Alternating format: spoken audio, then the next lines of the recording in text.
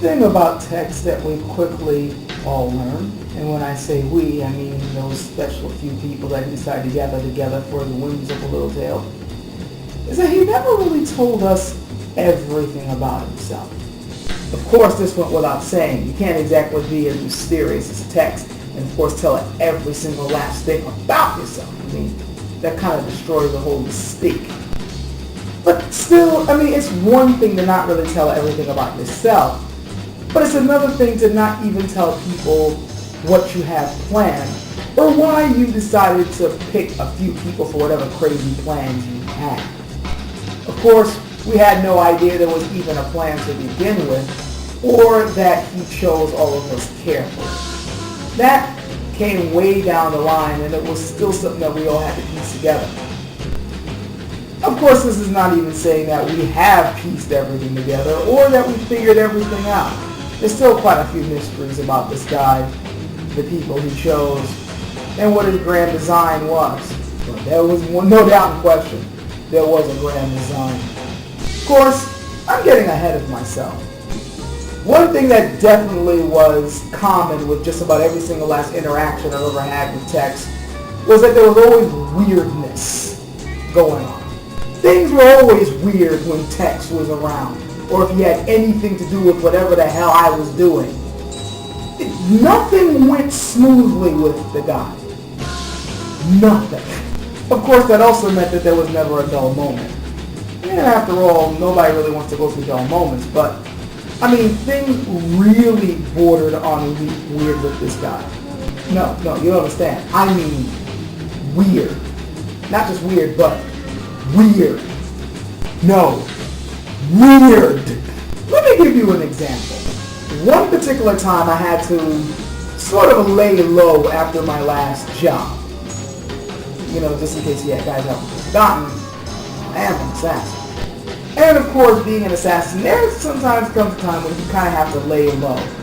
Not that I'm so bad that I actually have to hide my face. I mean, it was very, very rare that anybody actually got a good glimpse of what it was. And usually when they did, then it was over. But every now and then, when things really got nuts, you sort of needed to get away from it all, just to, kind of get your bearings, so to speak. And also just to make sure that, just in case anybody's looking for anybody suspicious, you're not around. In this case, I had to lay low in California for a bit. And of course, who should I bump into but Tex, who incidentally had something to do with that last job that I had to deal with made me lay low, but that's another tale for time. He suggested that I hang out at some chick's place that he knew. Really nice girl, great personality and all, and definitely good in the eyes. But the one thing that I will always remember about her though, the one thing that will stick out is this. She made the best cappuccino I have ever drank. I don't even drink cappuccinos much, okay? I'm not much of a coffee guy. I'll taste one every now and then.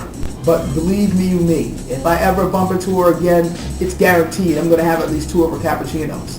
Seriously, the best I have ever tasted. So I'm pretty much hanging around at her place, drinking the cappuccino, which, oh my God. And we're just shooting the breeze, drinking stuff, eating croissants. And then suddenly we hear car doors slamming closed outside. And she gets this look. You know that look?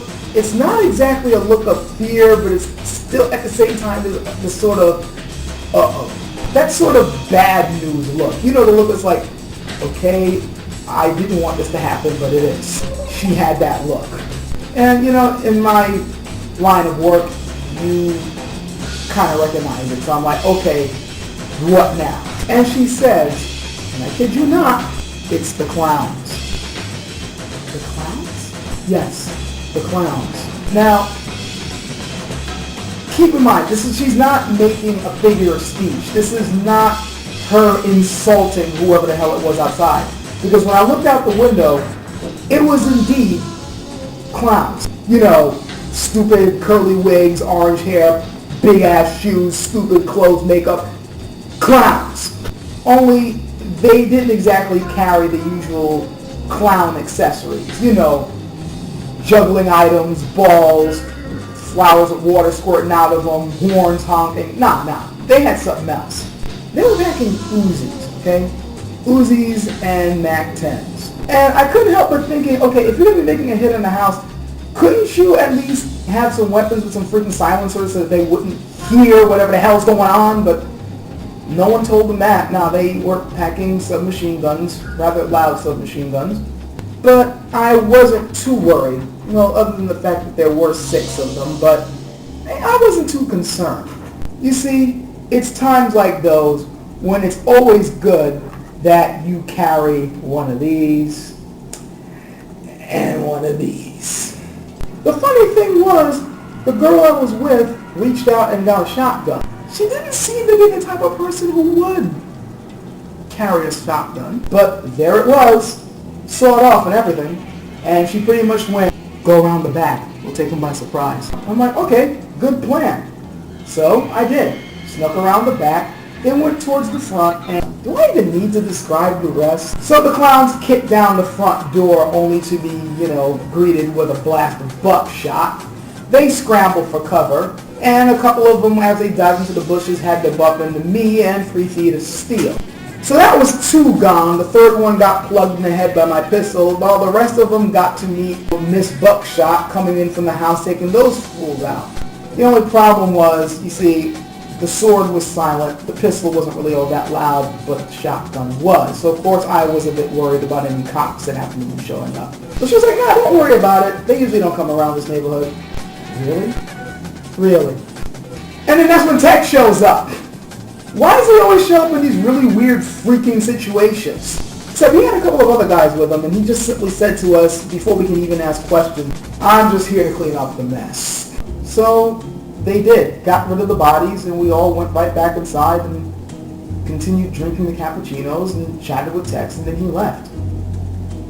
Weird. Very weird. And things just kept getting weirder and weirder.